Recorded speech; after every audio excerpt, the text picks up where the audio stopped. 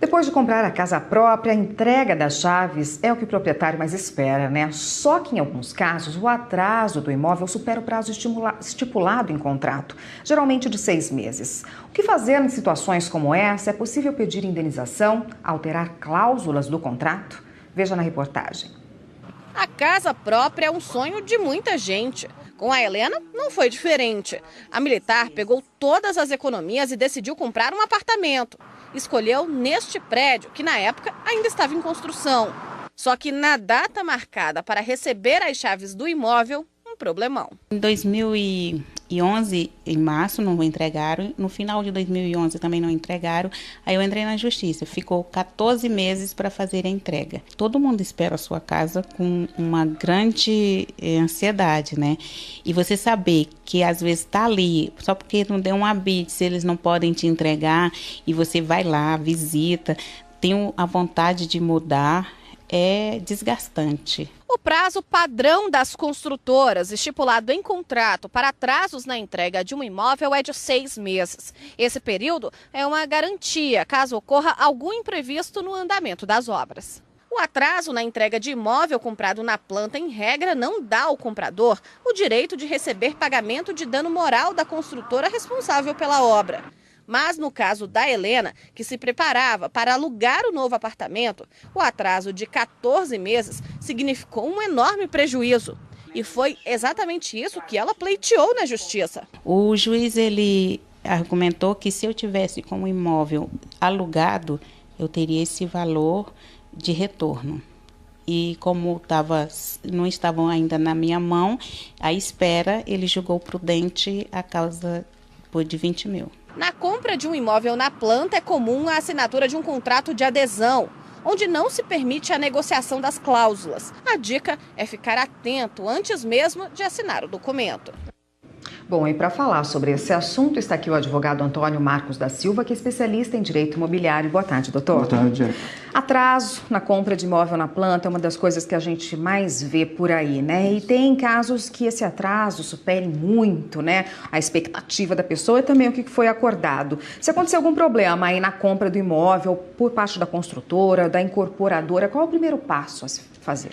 Então, no contrato e também pelo entendimento da justiça, o comprador tem direito a reclamar depois dos 180 dias. Né? Ou seja, a construtora tem 180 dias e esses 180 dias são dias corridos e não dias úteis, né? Porque existem construtoras que querem aplicar os dias úteis só, ou seja, aumentaria para 9 meses, por exemplo. Né? Então, o entendimento da jurisprudência é que seja 180 dias corridos. Então, o primeiro passo é se observar esse tempo de carência. Isso. E se ultrapassar esses 180 dias? Pois é, aí se ultrapassar, dependendo da dinâmica da obra, você vai verificar se a obra está saindo, eventualmente pode demorar um pouquinho mais, né?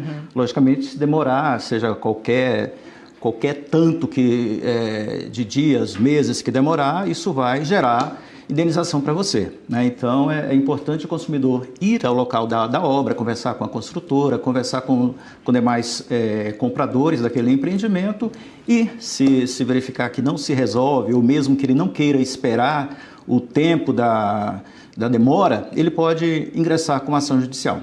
O acordo é sempre a melhor via aí antes de entrar na justiça, até porque a justiça sofre com um montante gigantesco de processos aí, né? É possível negociar antes mesmo? O próprio comprador tem uma tolerância a mais que se sente 180 dias aí, esperar mais um pouquinho para finalizar? É possível, se ele não estiver necessitando do imóvel, ele pode esperar.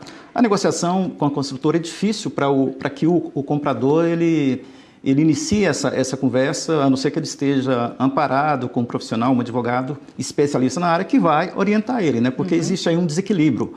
A construtora, essa é a expertise dela, né? E o comprador geralmente é um consumidor que não tem noção dos seus direitos, né? Então é interessante que pelo menos ele consulte um advogado, o advogado faça o estudo para verificar os direitos que ele tem. Até mesmo porque algumas cláusulas contratuais são abusivas. Né? Então, na justiça ou mesmo o advogado vai orientar que essas cláusulas sejam anuladas.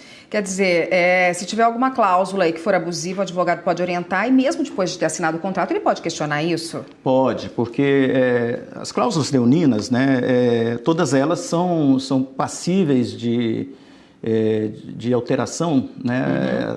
A gente vê isso diariamente na Justiça, né? Então, o Código de Defesa do Consumidor foi uma vitória dos consumidores de um modo geral, da sociedade de um modo geral. Então, o Código de Defesa do Consumidor é bem no sentido de proteger o consumidor em razão do poder econômico mesmo, como eu te falei, da expertise da construtora. Então, nesse caso específico, né? Então, existe essa proteção e a Justiça tem dado ganho de causa aos consumidores. Doutor, como funciona o distrato hoje? Em que caso se pode pedir o distrato?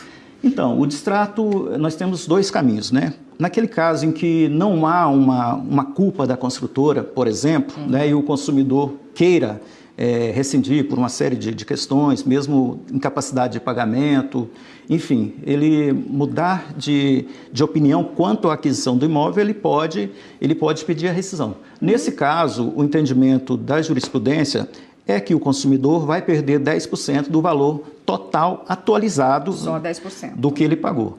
No caso de culpa da construtora, como por exemplo, o que a gente vê muito atrás da entrega da obra, o consumidor terá direito a 100% do que ele pagou atualizado.